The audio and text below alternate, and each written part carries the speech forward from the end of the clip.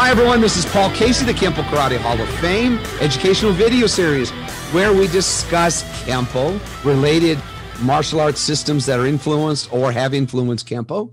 We have special guests on, and right now we're very excited to have a good friend of Kempo. I consider this lady probably one of the finest people I've ever met. She's a pioneer in the martial arts. She is the owner and operator of her own martial arts school. She comes from a long history of the martial arts lineage and legacy, and her talent is unquestionable. She's held in high regard by many, many people, but her greatest talent is that she is a beautiful person, and that shows through her students, through her friends. Even her peers can't hate her because they like her, because she's just a nice person. So with no further introduction, let's go right directly and introduce you to Sipoo Shelene Herring. Good morning, Mrs. Herring. How are you? I'm well. I'm doing well, Paul. How are you doing? Thank Excellent. you for having me. I appreciate it. Well, the reason we're talking to you is that several years back, you were the representative of your family, and you came in to accept the Kempo Karate Hall of Fame induction of your late husband, Steve Herring. And it was a beautiful night there, and you came in so elegantly, and you were talking to people, and you just have just an aura of positivity. And it was beautiful how you represented him and your family there. And I'm just really excited now this year, 2021, you are going to the Kempo Karate Hall of Fame representing women in the martial arts. Congratulations. Thank you. I'm excited. Thank you so much. I was surprised and very grateful. Well, you earned it. Your peers are the ones that choose it. Most people don't understand that the Hall of Fame induction process is very simple. There is no board. It is all determined by the members. The members actually look at other people that are in the martial arts. And we have a large selection to choose from now. But they choose for their contributions, their knowledge, their experience, and more importantly, how much they have given back to the martial arts. We have Ed Parker Kempo, Tracy Kempo, Lima Lama, Kaji Kempo, Chinese Xuan Fa, the BKF is there, the IKCA. I mean, we have superstars. These are the best of the best. I call it a celebration of greatness, and it's nice seeing people hug each other at these award ceremonies rather than punching each other. We used to don't do that anymore. So now it's more of a beautiful experience. And again, you're going to be inducted this coming month. And so we're going to talk about that. And we're going to talk about your life and the things that you've done. And so why don't we back up and start with you? And it's going to be about you, because I want people to understand who Shelene is, okay? So let's go with the idea of right off the bat. Let's go with talking to you. Tell us how you got into the martial arts, the beginning of your journey, and we'll take it up to today. Okay, all right.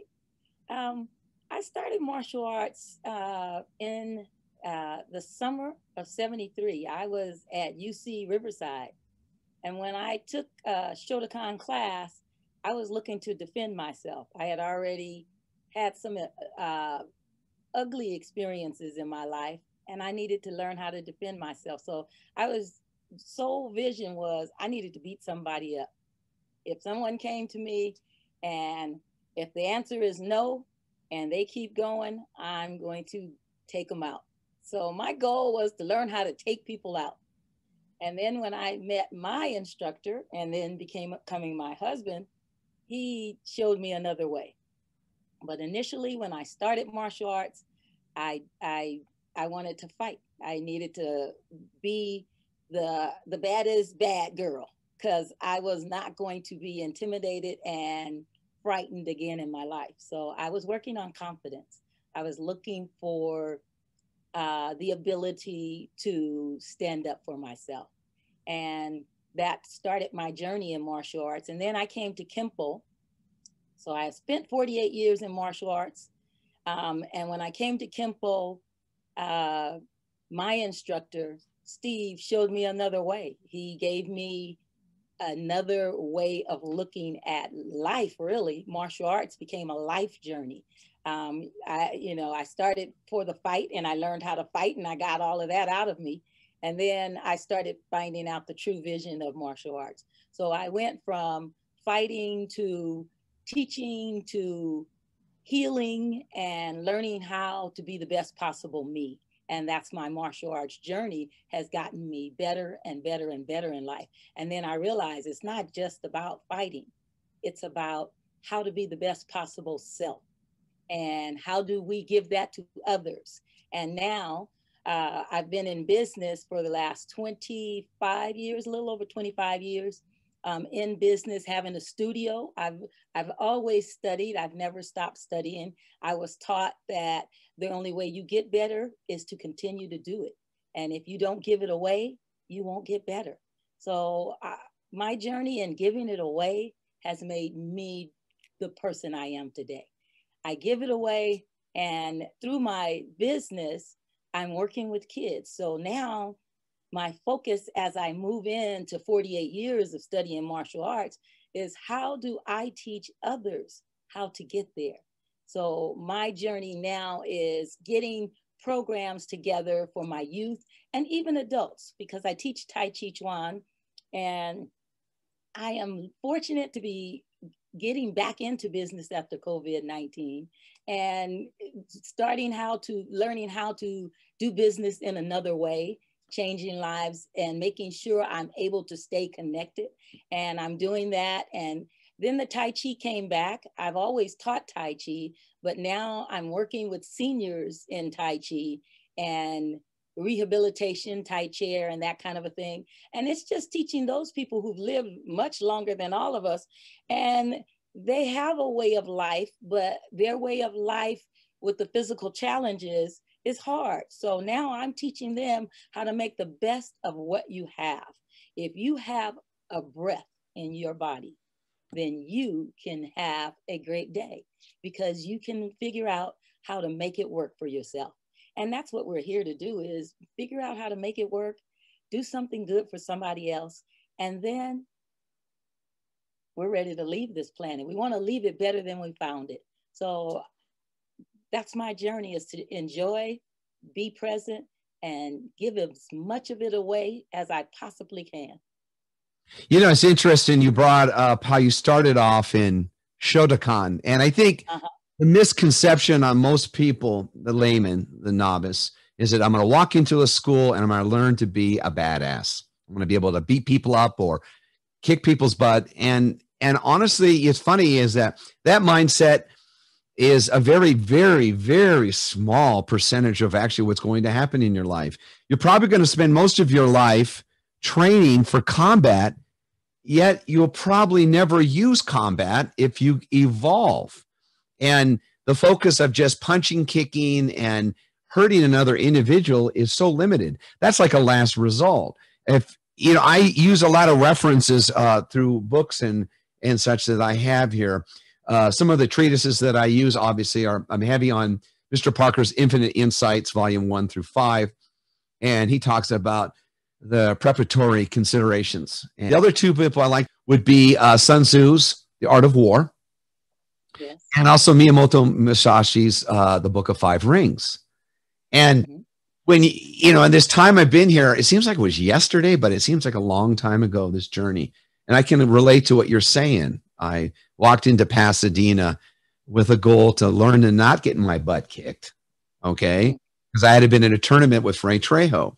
And it was the first time I had met him, and I met Ed Parker. And I was training with another student, Mr. Parker, one of his black belts. But the perspective was completely different. And I didn't have an understanding. And the lessons I learned from it evolved, and I still use them today. And I believe in them wholeheartedly. But I think the people, it's like the first time you eat something, if only you drank milk all your life as a child, you're going to have a really bad life, okay? Because you're missing out on so much more than milk. And that's what I think of when it comes to the physical training aspect. You're just limiting yourself. There's also the spiritual side, which you obviously embrace. And I knew that from your husband in the times that I knew and met him and shared times. And then also the spiritual side, the intellectual side, the physical side. Mr. Parker used to say the 3 points of view, but people thought that meant his physical seeing something, you're seeing something, and me seeing something. 3 there. But really, it deals with the physical side, the intellectual side, and the spiritual side. And if you can put that together in our salutation, you see the 3, the triangle. Yes. And it's beautiful that you do it. So you obviously spent a lot of time in the beginning learning how to punch, kick, and block and being tough because you had confrontations. You had situations that really concerned you and you were fearful for your life. We both know that the likelihood of being attacked is so much greater for a woman than it is a man. Okay. And women, they just see there's a perceived sense of they're inferior. Misconception right off the bat, friend. You don't know who you're grabbing and who their tail is. So you started off in Shotokan, correct? Yes. Okay. And what was the greatest thing you learned in Shotokan? Shotokan, for me, was it was a hard style, so therefore it was rigid stances, punch, blocks, everything. So with Shotokan, I wasn't feeling it like I felt. When I got on the mat to do Chinese Kempo, I felt it right away. It was a rhythm. It was a flow. It was an energy. I didn't get that. Maybe I didn't stay long enough, but because I believe all styles have something valuable that you can take out of it, and it may not fit you or it may not feel right, but there's something there for you to learn. And so I learned how to do basic self-defense applications, but there was not that feeling of flow and energy that I connected with when I came to Chinese Kempo. I see. You know, the thing is, though, at least you had one of the things that was in your favor was the mindset, correct?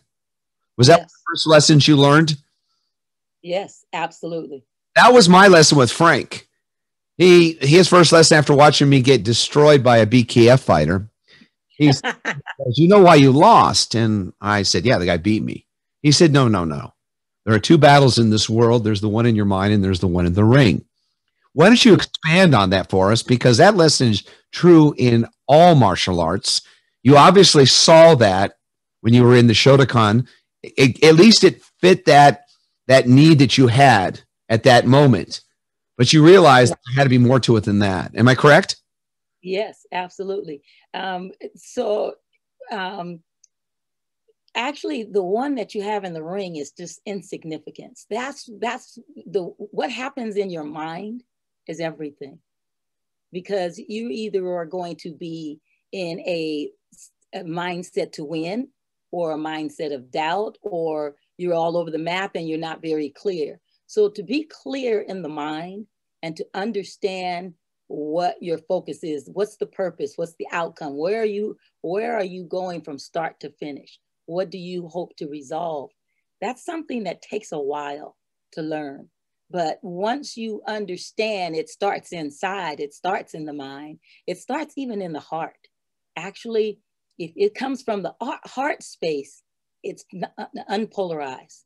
If it comes from the mind space, you got a good and a bad, or a right or a wrong, and that kind of a thing. So you can take it until you understand who you are and where you're going with whatever it is you choose to do, be it a fight, or be it a job, or be it anything else.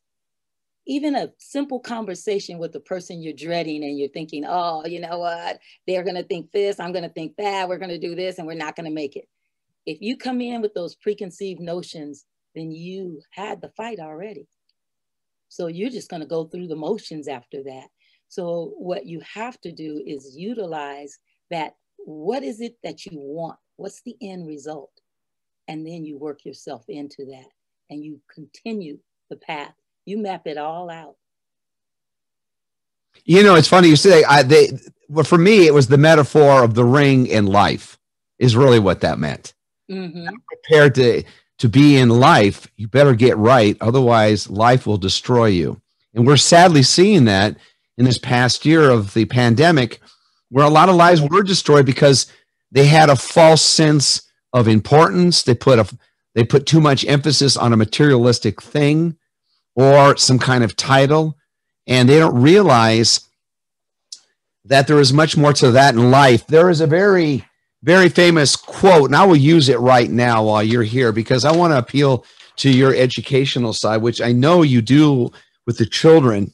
You know, there's a very famous book called The Sheltering Sky. Paul Boyles in 1949 wrote, because we do not know when we will die, we get to think of life as an inexhaustible well, yet everything happens only a certain number of times. And, you know, the point I took from that whole paragraph was my daughter taught me that there is no perfect thing, person, or life. No perfect thing, person, or life. But Mrs. Herring, there are perfect moments. And right now we are creating that, you and I, and we're going to share that with people for years to come. So I'm guessing in your search for on your martial arts journey, you decided the physical side was great, but there's got to be more than that. So you went after the spiritual side. How did you understand and include, I guess you gravitate from your spiritual, from the intellectual side. It's sort of like the analogy I like to use with my students and people in general is that there is knowledge. Knowledge can be physical or it can be academic. And then from that, you learn wisdom. And the wisdom is the choice between left or right. And because we are imperfect, the beautiful thing is that we're driven that we can change bad things today. We can be in the moment, as Mr. Mike Stone has shared with me, being in the moment, not doing in the moment. You are obviously being in the moment. It resonates and radiates from your smile. We can see that. So how do you teach your students? How do you help them to understand this journey called the martial arts? Oh, wow. It is a journey. And so you have to get them to understand that they're on a journey. Journeys are not, I got a light that flips off here. That's journey to you. I know, right? You're right. So right. But the journey for kids, they're on a different level and they're on a different plane. It's different from kids to adults. So when I'm working with the kids, my goal is to teach them how to get comfortable with themselves first. And so learning how to be in the moment, really, actually, we don't even have to teach them that. They know how to do that already. So if we become childlike, we get better and we start remembering that we used to do this when we were kids, but we are no longer, we get into life and we get all these things added on. So we forget what that's about. But kids are easier than adults because they already are there. They're in the moment. They want this now. Everything is about right now, this presence. So it's a little bit easier. The most I do in terms of, I have a leadership program that I do with the kids, and the leadership programs teaches them about character building, respect, responsibility, perseverance, those kind of things. And once we get through those things, then they start naturally coming around to the, how can I be the best possible me? Because we're working every single day we hit that mat. We're working on, okay, so if this is not respectful, what does respect look like? And how do you do it first for yourself so that you can give it to others? And my coaches, all of the people, the staff, we all work from that aspect. And we use words more than anything else. Our words are power. Words are, my father-in-law, God rest his soul, taught me about words. He said, if you take a nail and hammer it into a wall and you pull that nail out, there's a hole. And when you put out a word into the universe, it's like that hole. You can't get it back. It's already gone. The only thing that we can do is make better words that come out of our mouth. So I teach my kids that words are not just powerful that we put out, but they're powerful on the inside of us as well.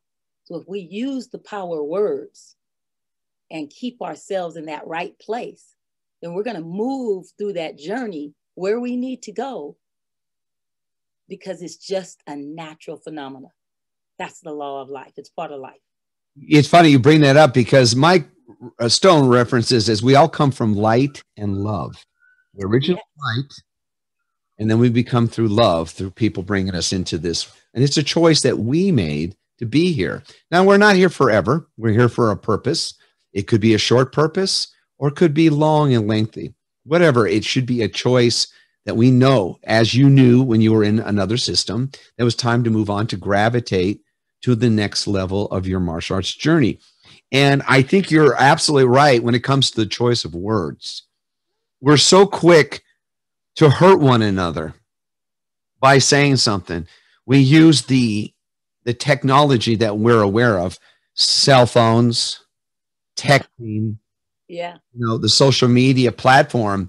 And those are great tools to learn and to share ideas. It's sort of like going into your school, spending some time on a mat. Somebody says, okay, this is how you stand in a karate stance. This is where you place your hands. And you're going, oh, I'm learning through words how to make my weapons become useful for myself. All right. But that is the last result. The problem is once you start getting out there and you start hitting people, you're going to have a problem, because the other guy might hit you harder, or he has a lot more, and you're sending it out and you can't take that back. So you better study, like Bob White would say, unity conditioning in their basics. And in other words, if you can't beat them, you better be in better condition. Mr. Parker said it, outrun the guy. That's right. And I have to say, your family was always in great shape. Your husband was an amazing human being. In the times I saw him, he was amazing. He took care of his temple. He was, just wonderful. But it's because he's beautiful inside. And I can understand why you guys were together. You guys are both of the same mindset. It's a beautiful thing that you have to share. Okay, so you've left Shotokan to expand your knowledge. Yes. You meet a gentleman by the name of Steve Herring. How did you meet him? And what was that first meeting like? We knew each other prior to the martial arts. I didn't know he was a martial arts instructor, and he was managing Ed Parker School at the time. I didn't know that. I just knew him years before through my family. And so we had seen each other from time to time at my family functions. And it just so happened he happened to be at one of our family functions. And I was mentioning, I was looking for a martial arts school, because I had just came out of that Shotokan, and I decided I wanted to do something different. And so he said, I told him, he said, why you want to find a martial arts school? I said, I need to learn how to fight. I need to learn how to drop kick somebody in the next week. And he looked at me and he said, oh, you want to drop kick somebody in the next week? He said, I could teach you that. So I started laughing, and I'm like, you're just playing, because he was always so sweet. I never imagined that he would be teaching martial arts. That would have been the last thing I would have said that he would be doing. So he invited me to come over to the studio. And from there, it was, the minute I hit that mat, it was flowing. I could feel it. And I think for us in our life, which I have been somehow blessed to know, that when things are right or wrong, you can feel whether you're supposed to be there or not. You have that innate thing that happens for everyone. And so if I'm feeling something, or if I'm wondering whether or not I should be doing something, I go there first. If I'm not feeling it, then it's kind of not for me. And the more we go where our body is telling us not to go, that's when we're going to get into some trouble, or it's not going to have a good result. And so I felt when I moved into that studio I was in the right place. So I just said, hey, let's get started. Sign me up. I'm ready for my first class. And so we were friends. And then a little later, he's like, you know, I'm doing something that I don't ever do. And so he says, I want to train you, but I'm not going to train you here anymore. I have to have respect for the studio. And so I said, what do you mean? And so he says, I'm going to train you. I'm going to give you private lessons at my house. I should have known then, right? That was the lead in. And so he said, we're going to take this past just being a teacher and instructor, and I'm not going to do that here in this studio. So we went to his house and I started having my major lessons there. We practiced at home. Okay. And how long did that go on for? That went on for about a year. And then I had an opportunity to move because I was getting ready to go to Stanford University. And so I was transferring and I was getting ready to move. And then he was moving. He moved to Seattle at the time. He was making a change. I was making a change. And so he moved to Seattle. I was right outside of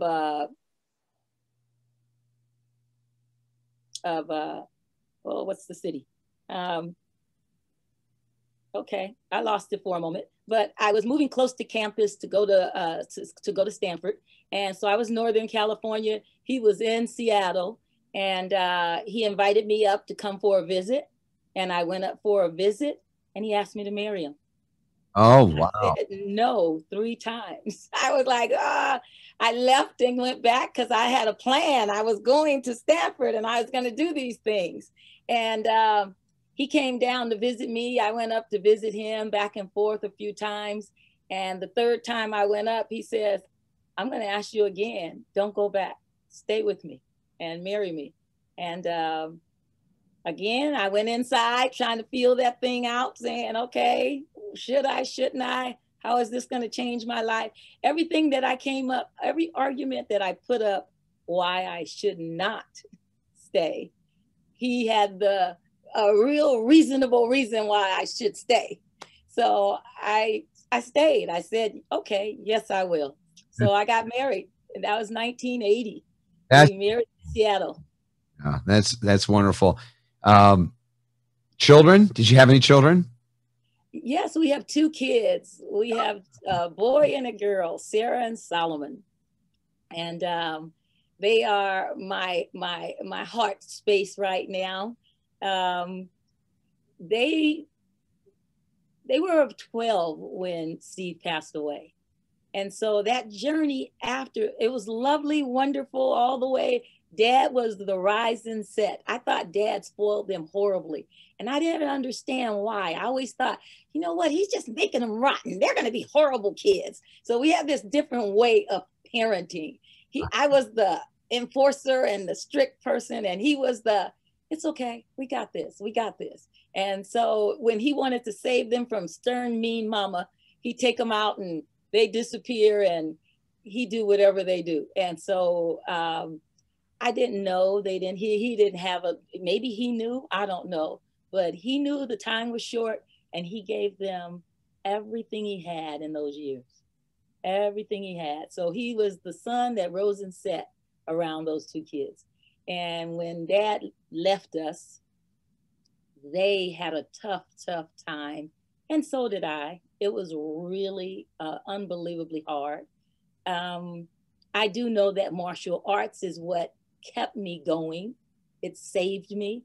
It gave me the inner strength to just keep going. Put one foot in front of another, just keep going. And so that's what I had to give to them, because they just kind of froze and fell apart. For a couple of years, we checked out. We just had a hard time coming back. We couldn't believe Dad wasn't there anymore.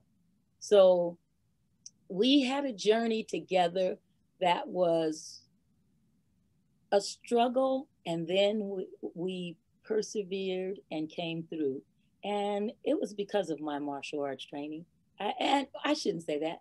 It was because of my martial arts training, but it was number one because of my faith in God. Yes. My faith in God brought me through. And my martial arts training was that tool that I used to make it through. You know, it's funny you say that. Actually, it's beautiful that you said that. And don't apologize for that, because it's obvious that there was love there. Deeply. Yeah. It was meant to be, as I said, light and love. And it was brought to be as one. And the beauty of you have two children, and you can look at them. You probably see you at times, and sometimes you see Steve. He's probably smiling, and you can see that as it resonates. What a gentle soul for a very imposing man. He was very talented. And in the times I was in Pasadena seeing him, he always had, he was very helpful. He would give you a thought or a suggestion. Mr. White reminded me of him doing short form 1 and how low he would get in those stances. And his head would not bounce up and down. He was just foundation. And it was, and the beauty of it was so smooth and graceful. And he had just power, but it was effortless power. And at the same time, he had a great sense of humor. So we're in Pasadena. I'm going to share this now with one of your family members was with you. And Steve was at Pasadena, and he had just got done working out, and I was watching him, and I had done something. He'd helped me with a few things. So I'm sitting on the bench by the mirror, and Frank walked in, and all of a sudden, as you know, Frank, oh my God, no, get that dog out of here. And I said, what? And there's the dog. I said, what's with the dog? What's wrong with the dog? Frank was scared of dogs. Here's a badass Kempo guy who wasn't scared of anybody, but he didn't like dogs. And he went behind the door and he like, get that dog out of here. Pablo, get in here. I said, I ain't going in there. I'm going to watch. So Steve walks over, takes down the big, heavy bag. And because Frank put that in to make sure that we could kick and punch and do boxing drills. I can't tell him how many years I hit that thing. So Steve takes it down and he said, hey, you got any white belt? And he goes, oh, yeah. I said, yeah, I grabbed a white belt. Frank threw it out the door. Oh, I'm grabbing it. He goes, here you go. He goes, he takes it and he locks it up on a knot up where the hook is. Yeah. And Pugsley, the wonderful Pugsley, is there. And all of a sudden, Pug is just like this. All of a sudden, he's like, oh, he was like ready to go. And I'm going, oh my God, the dog's looking pretty intense. And Steve goes, all right, it's time for training. Pugsley's training. And I said, what's he going to do with this dog? You know, sure enough, man, that dog got down, crouched, and he was like ready. It was like a sprinter. And that dog had muscles in it that rivaled your husband's. I mean, there was no fat on that dog. If it was gone, I don't know where it went. He said, and he goes, Pugsley. And he used a command. And I want to say it was a foreign language, but I don't remember. It might have been, I want to say it's German, but I'm not. I don't know. He said anyway. He said something. That dog took off. And it was like watching a commercial where you see those dogs go in slow motion, flying through the air, and the mouth goes. And he grabs that belt. He grabs it. And it was like Bob White fishing with a marlin. He's pulling it out of the water. The dog's like this. And he's going, shake it, Pugsley, shake it. And the dog's like shaking like a fish. And I'm going, oh my God. I have to share this. This is the brilliant humor of this man. And the dog, he goes, get it, Chuck. And the dog's going up like he's eating the belt. And there's blood on the belt. And Frank's like at the window, the big window. He's like this. Shelene, it was like I said, slow motion, but it was like boom, like this. But it was like, to me, I saw it in slow motion. I go, that martial arts saying, I see the punch coming and I can't stop it. It's inevitable. It's going to hit. Yes. The dog, he tore up that belt and he goes after that. And Steve was so proud. He looks over, he goes, see, Paul, you can train. I said, wait for you. I'll help you put the bog back up, okay? Yes. You remind me of all those training. He trained everything. You're right. Our dogs, our pet, everything got trained in our house.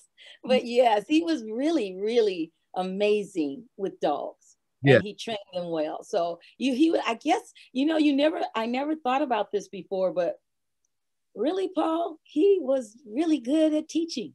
Sure he was. The best teacher in all aspects. In cooking, I mean, he was an amazing chef. Oh my goodness. But he was really good at teaching. Tell us a personal story about anything that Steve might have shared with you with some of the people he trained with. Oh my goodness. There's so many things. Two or three. There are various times that we have gone places and he was teaching a seminar or what have you. My life and my journey with him was always, even if we were going on a vacation, we made it to somebody's martial arts studio wherever we were.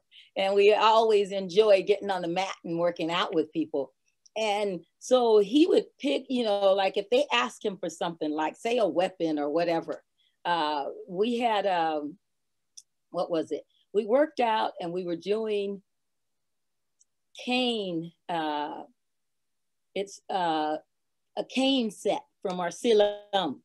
And the cane set is a long set. You know, you like, oh, it's not that long. And he brought everybody in on the mat and they're like, well, we want to learn cane. Okay. He started teaching and we had barely got through the introduction and they were tired. And he was like, come on, you can do it again. Come on. And let's just do it one more time. Do it one more time.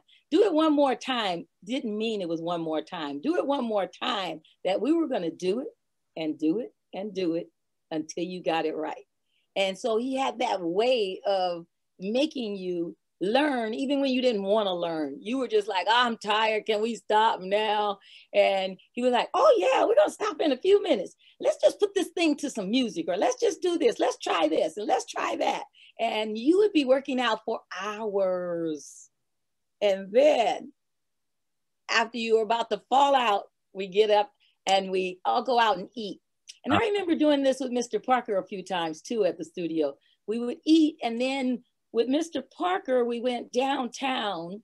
We did dim sum, and we'd go to the fighting movies. You have fighting movies, and we'd go to see the Chinese movies with English subscripts.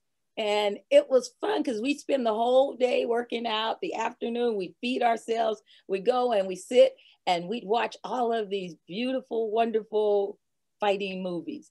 And some of it was, you know, in LA, some of it was downtown LA. We had, what is it? The Blind Swordsman, Wong Kong and the Blind Swordsman, all kind of different things. But it was humor, fun, jokes. Mr. Parker got jokes all day long. He kept us in stitches.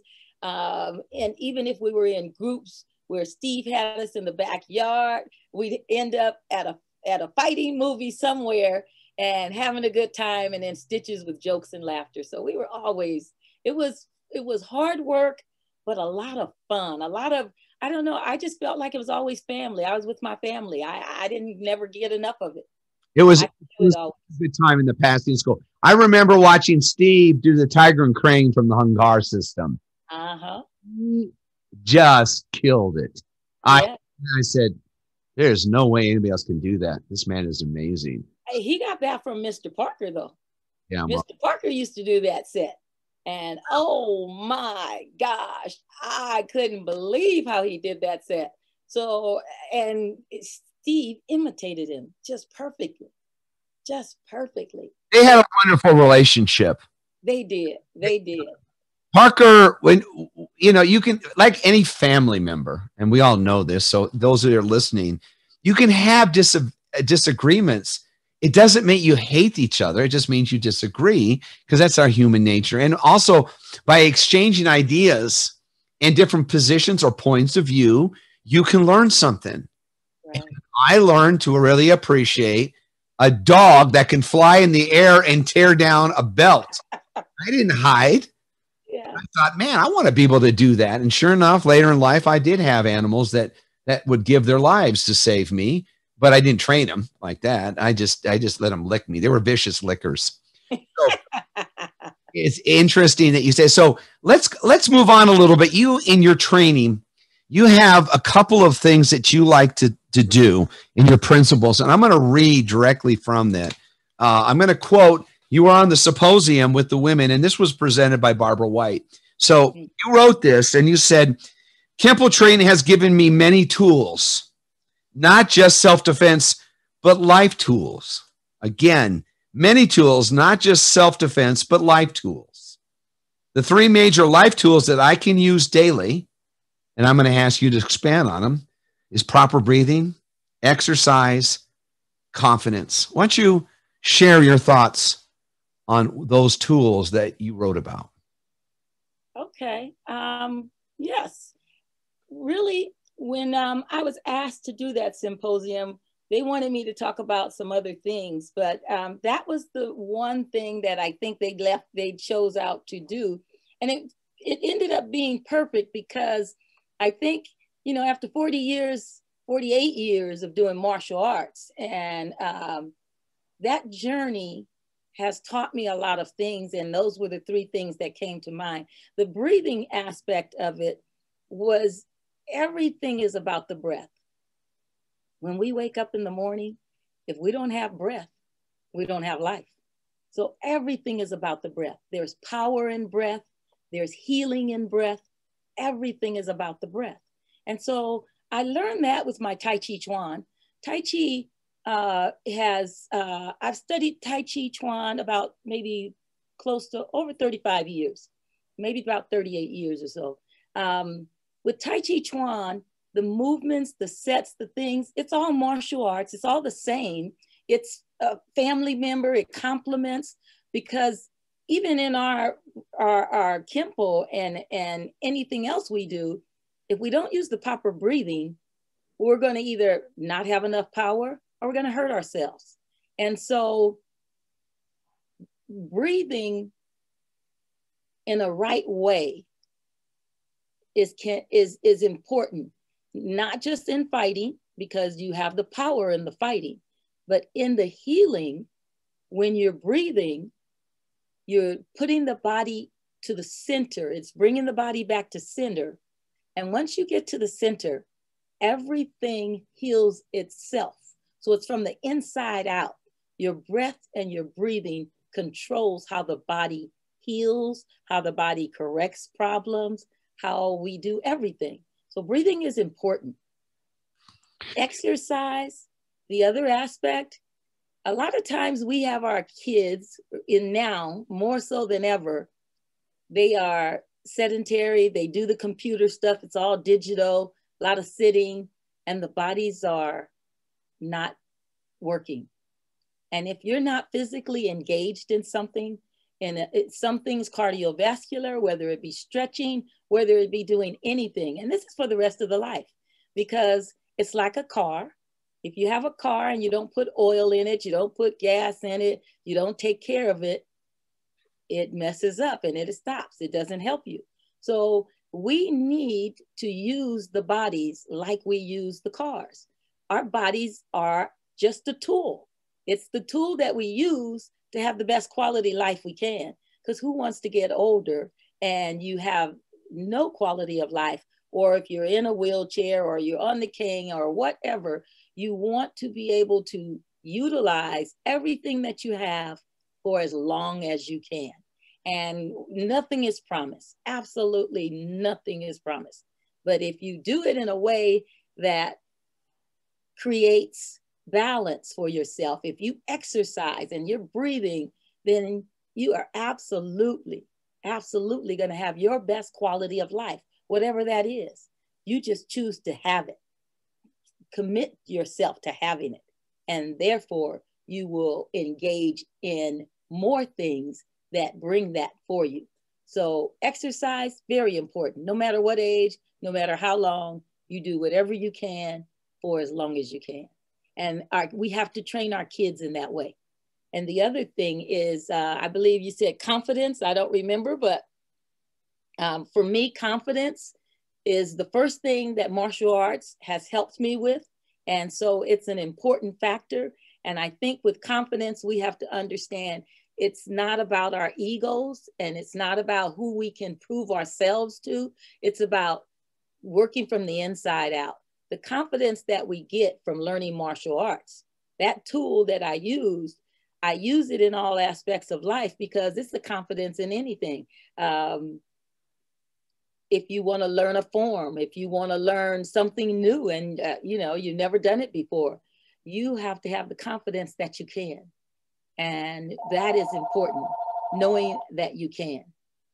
You know, it's funny you brought up breathing. Mr. Parker talks about that, and it's in volume 4 of Infinite Insights for those that are into it. And he says at breathing, chapter 3, since breathing is the most essential function of our body, we should examine its benefits more closely. And it goes on to discuss that. Exactly what you're saying. Without breath, we have no life. Without life, we are not going to survive. And it's very essential.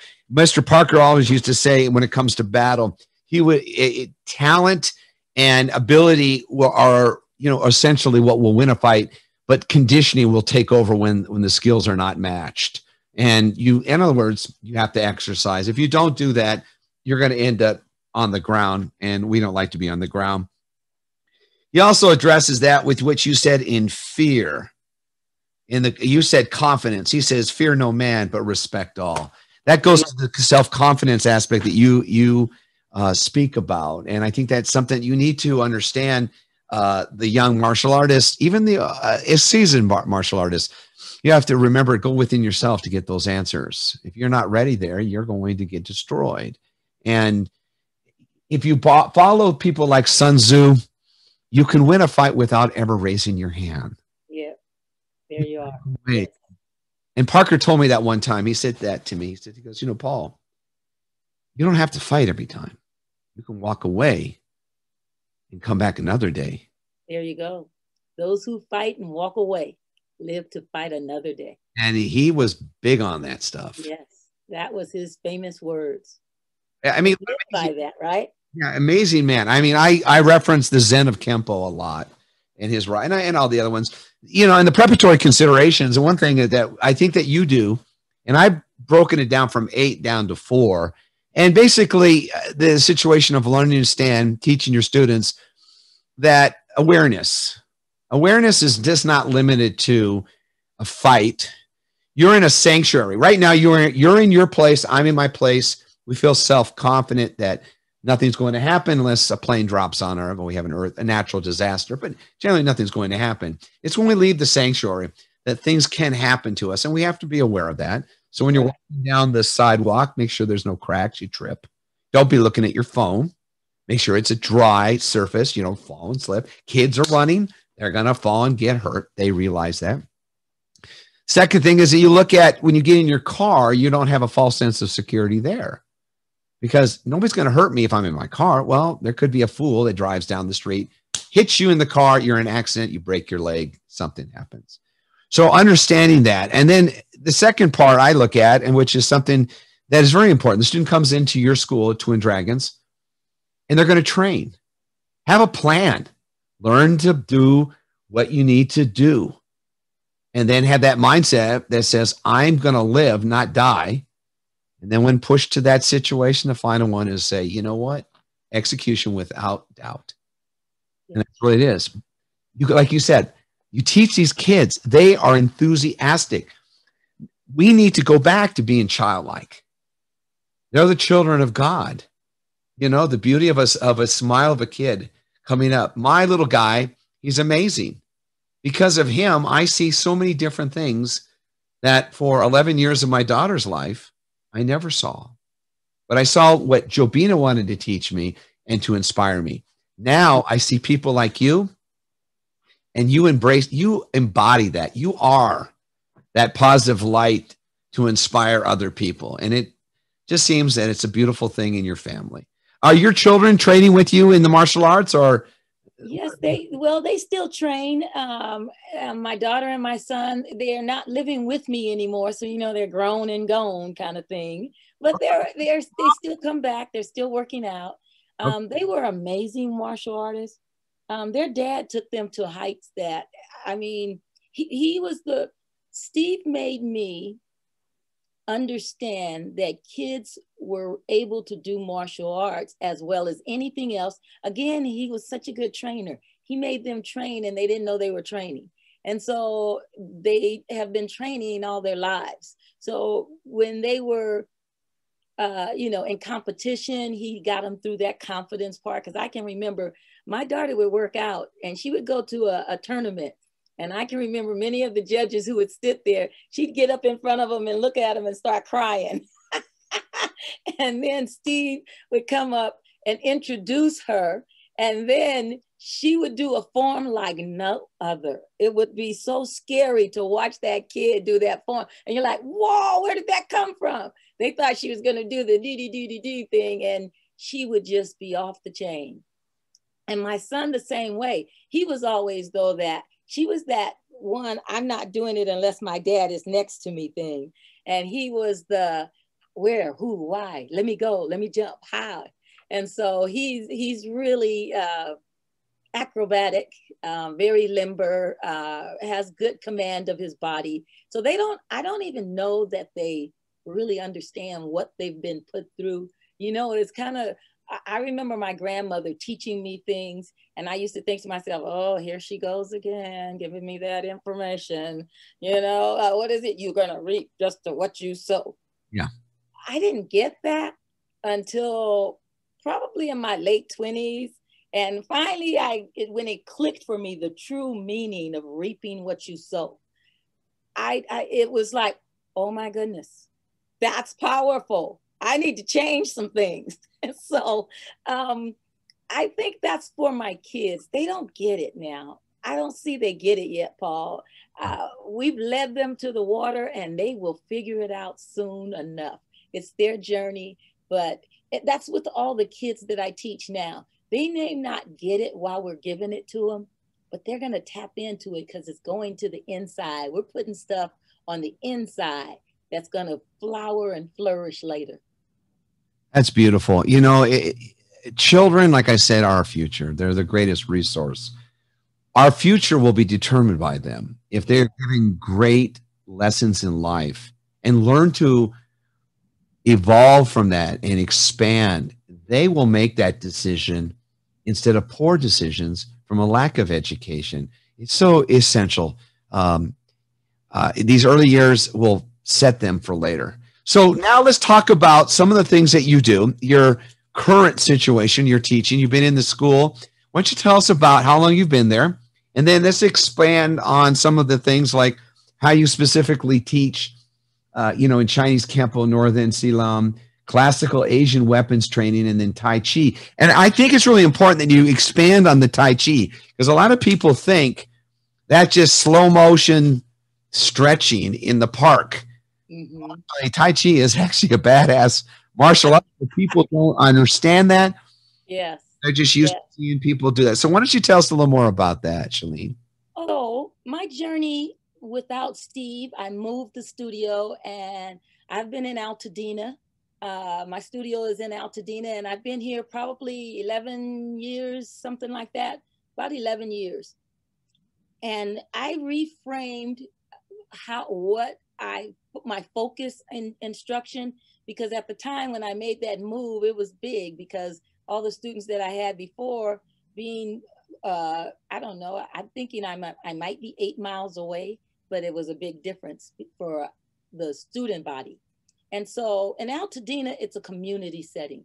It's more small town. Everybody walks to things. It's really a beautiful place and a lot of wonderful people here.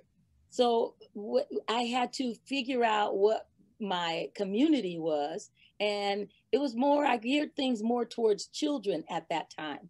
And Steve, when he put together Chinese Kempo, Northern Silum, and Tai-Chi Chuan, that was all the things that we have been studying over the years. When I met him, he was doing Chinese Kempo, but he had started Northern Silum in Chinatown with his instructor, Sifu Marvin Kwan. And so I used to go to Chinatown with him. And then our Silum and our Tai-Chi Chuan began in the parks in Chinatown. And so we started complementing, and he saw how similar all these systems are and how they mix together perfectly. Chinese Kempo still has the flow and the Kung Fu stances and movements. And so he put them all together to create Chuan Fa, or otherwise, we call it Chuan Chu, but another term is Chuan Fa. And so when we put all these systems together, we still do Chinese Kempo, all the techniques and forms and what have you, but we mix in the Silum with it. And the Silum stances and movements are very similar to Kempo. And we keep the flow. Sometimes you will see Kempo as more rigid and not as flowing. We maintain the flow in the energy in those forms and the stances. And so that's what Silum is. It's the same thing, just a different type of a form. And the goal for all of it was the Tai-Chi Chuan, because with Tai-Chi Chuan, it's the basis of all Asian martial arts, and they all have the same thing, the breath, how we move and the breath. And so it was a natural phenomena to make it all coordinate and go together. They flow together. So the things that I give the students in the studio, they may not know, oh, this is part of your Tai Chi. They won't know that. I don't try to make them understand all the history at one time. We learn. We do a little bit, we learn a little bit. When you try to put it all in them at the same time, it's quite a bit. So it's no need to have to know what you're doing. But once you do what you're doing and you understand the flow of what you're doing, then the pieces will start clicking for you. 1 and 1 add to 2. And then you'll understand that universal pattern and how the circles move all intertwined, and that there is life. With Tai Chi, we learn Tai Chi as a healing art, mostly. Everybody learns it as a healing art. They don't know about the fighting aspect of it. But Tai Chi has 5 different major styles, and they are unbelievably dynamic in martial arts. The fighting aspect is really exceptional. But you don't need that to know how to breathe. You just need to know that the breath is more important. And whether you use Tai Chi or Chinese Kempo or Northern Silum, it's all going to teach you how to breathe. And when you are breathing, then you are moving in the flow. Yes, there's a part of it that you need to know with the fighting aspect, but you also have to breathe for that. Because if you're not breathing and you're holding your breath, you're going to get tired and worn out and beat up. So they don't have to know the history of it.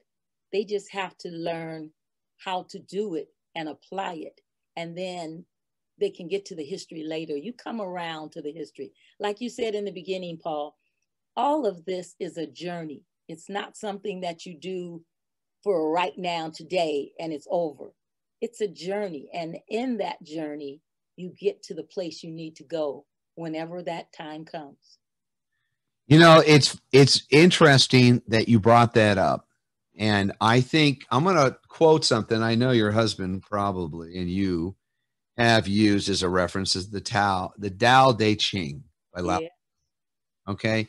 A great treatise, folks. If you get a chance to pick up some of these writings, you'll actually learn the influence. And if you're a Bruce Lee fan, you'll see almost all the quotes here. You're a Parker fan. Yes. Them as well. They are here. Sorry, that's not plagiarism if you give people the credit. I'm giving the guy credit. Yes, you're right.